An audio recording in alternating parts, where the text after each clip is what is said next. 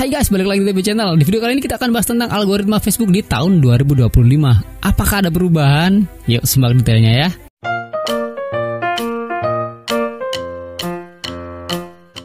Ini Bang Tepi take videonya H-1 Lebaran ya. Jadi kalau video ini tayang pas hari Lebaran ya Bang Tepi mengucapkan minal aidin wal faizin, mohon maaf lahir dan batin ya guys ya.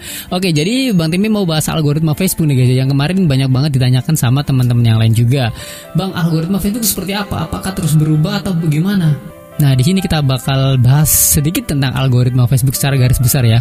Algoritma Facebook adalah sistem yang menentukan konten mana yang akan ditampilkan di beranda pengguna dengan mempertimbangkan berbagai faktor seperti interaksi, relevansi, dan kualitas konten, serta berupaya memprediksi konten yang paling bermakna bagi setiap pengguna. Ya, itu garis besarnya. Yang intinya adalah algoritma Facebook ini selalu bekerja sesuai dengan minat pengguna, bukan yang istilahnya karena kalian rajin SKSD, yang kalian rajin interaksi sehingga kontenmu yang katanya bakal dibaca algoritma. No, bukan seperti itu ya. Jadi itu adalah pemutarbalikan fakta daripada susu yang katanya kalau pengen algoritma Facebook membaca kontenmu, kalau pengen kontenmu terbaca algoritma Facebook, seringlah SKSD, seringlah berkunjung ke channel-channel besar, seringlah tabur-tabur bintang, seringlah donasi ke ya susu Facebook itu.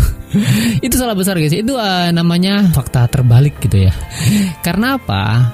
Algoritma Facebook bekerja berdasarkan ya Bang Tim sebutkan tadi. Yang tentu saja dengan tujuan utama algoritma Facebook ini bekerja adalah agar terciptanya hubungan baik ya, yang selalu terhubung antara kreator dan para penggunanya atau para penikmatnya atau para penontonnya atau para followernya, dan mereka ya dulu berinteraksi dengan akun kita, dengan konten kita. Sistem membaca bahwa mereka ini merasa relevan dengan konten-konten yang kita bikin. Jadi ini harus kalian pahami betul ya. Algoritma yang katanya inilah, katanya beginilah, katanya harus begitulah. Jadi ini Bang Timpi kasih tahu kalian berdasarkan garis besar dan datanya seperti apa gitu ya. Ya Bang Tewi suka heran aja guys ya, banyak banget pemula yang dikata-katain gimana akunmu mau berkembang kalau kamu nggak mau SKSD, gimana kontenmu mau FYP, kamu aja nggak mau interaksi kesana kemari. Nah ini bener-bener aduh, jadi itulah kenapa banyak kreator Facebook pemula yang mengeluhkan udah berinteraksi kesana kemari tapi akun tetap sepi, akun nggak FYP, karena mereka fokusnya interaksi gitu ya, sebagai komen kreator bukan konten kreator. Padahal harus tahu dong konten kreator tugasnya apa, ya bikin konten, membuat konten terbaik, terbagus, terkeren supaya bisa menarik minat penonton. Itu kan konten kreator tugasnya, bukan komen kreator. Jadi bener-bener harus dipahami guys ya. Kalau kalian mau jadi konten kreator ya harus berkreasi, menciptakan konten-konten terbaik untuk komunitasmu, untuk pengguna-pengguna Facebook yang lain yang kamu targetkan di situ ya cuy. Kemudian apa aja yang menjadi faktor pertimbangan algoritma ini berjalan dengan baik? Yang pertama jelas interaksi. Nah, celakanya interaksi di sini banyak banget yang salah mengartikan. Bahkan susu besar di Facebook sengaja memutarbalikkan fakta. Yang itu tadi yang Bang Tepi bilang. Katanya kalau kalian nggak interaksi, akunmu nggak akan berkembang. Katanya kalau kamu nggak SKSD, kontenmu nggak bakal FYP. Nah ini nih penyakit yang dari dulu sampai sekarang itu masih diterbitkan nih guys ya sama suhu Facebook itu. Yang jadi korban siapa? Ya yang pemula. Ya pemula nggak tahu apa-apa, cuma ngikuti saran aja guys ya. Tapi kalau sarannya malah menjebak kan kasihan. Yang notabene-nya katanya kita pengen jadi sukses sama-sama, pengen gajian di Facebook sama-sama, tapi yang ada malah yang untung sebelah pihak. Yang suhu makin naik karena sering dikomen, sering diinteraksiin, tapi yang pemula cuman dapat ampasnya aja. Mereka yang interaksi ke akun suhu besar, dan suhu besar kan nggak berinteraksi dong, karena mereka sudah memancing untuk orang berinteraksi. Memang itu trik. Jadi makanya Bang Tewi saranin buat kreator pemula Facebook, ya fokus branding dan perbaiki konten ya, untuk membuat komunitas sendiri. Nah, yang dimaksud interaksi sebagai pertimbangan akunmu terbaca algoritma adalah, yaitu algoritma mempertimbangkan seberapa sering pengguna berinteraksi dengan konten tertentu. Misalnya menyukai, mengomentari, atau membagikan. Pokoknya apapun yang mereka lakukan di konten yang kita upload gitu ya. Maksudnya gimana? Ketika kita upload video, pasti ada yang like, ada yang komen, dan bahkan ada yang share. Nah, interaksi ini sistem menganggap bahwa konten kita ini mendapatkan engagement atau interaksi yang positif. Contoh saja ketika kamu membuka sebuah konten video, terus kamu berinteraksi, entah itu kamu like, entah itu kamu komentar, entah itu kamu share video itu, saat kamu scroll itu biasanya bakal muncul konten yang sejenis.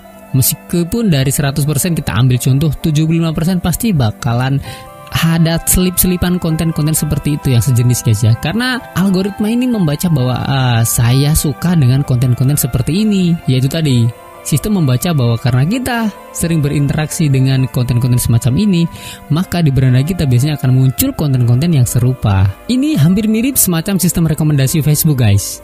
Ya, karena Facebook menilai bahwa kita ini antusias nih dengan konten-konten seperti ini. Maka dari itu Facebook mengirimkan konten-konten yang sejenis untuk bisa kita nikmati. Barangkali kita suka, barangkali kita lebih interaktif lagi di situ. Oke, kemudian faktor yang kedua, algoritma ini mempertimbangkan apa sih supaya bisa terbaca gitu ya? Yaitu relevansi, atau algoritma mencoba memprediksi seberapa relevan konten tersebut dengan minat dan preferensi pengguna.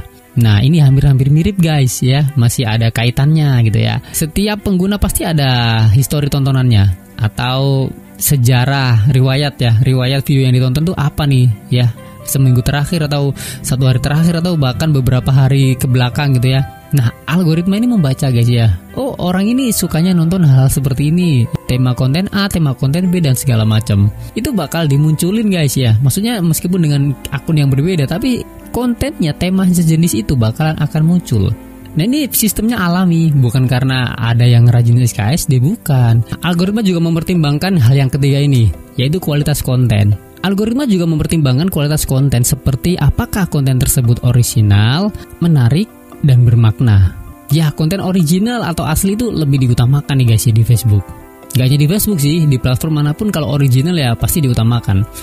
Karena biasanya kalau ketika upload video dengan judul, dengan SEO, atau dengan hal-hal yang berbau sensitif atau yang nggak bisa dinikmati oleh sebagian besar kalangan, itu biasanya akan munculnya lebih sedikit gitu ya. Karena sistem sudah membatasi hal-hal yang bersifat sensitif ya, itu biasanya ada pembatasan. Dan yang keempat yang jadi pertimbangan algoritma adalah waktu. Algoritma mempertimbangkan seberapa baru konten tersebut dan seberapa penting konten tersebut bagi pengguna. Biasanya ini untuk konten-konten yang fresh itu guys ya, biasanya sering direkomendasikan. Karena apa? Karena hal yang baru itu akan membawa dampak yang baru juga untuk penggunanya. Tapi sekali lagi tetap tergantung relevansinya. Meskipun kontenmu baru, tapi nggak sesuai minat penonton, ya nggak ada interaksi di situ sebelumnya di konten-kontenmu yang lain, itu biasanya bakalan ya sama aja, nggak ngaruh. Tapi dalam beberapa kasus, video lama pun bisa FYP guys, karena relevansinya di tahun ini masih ada. Nah, itu dia beberapa faktor yang dipertimbangkan supaya kontenmu terbaca algoritma. Ya, mungkin nanti cara kerjanya bisa kita bahas di next video ya guys ya. Oke, jadi kalau ada pertanyaan langsung komen di bawah guys. Jangan lupa subscribe. See you next time teman-teman. Bye-bye.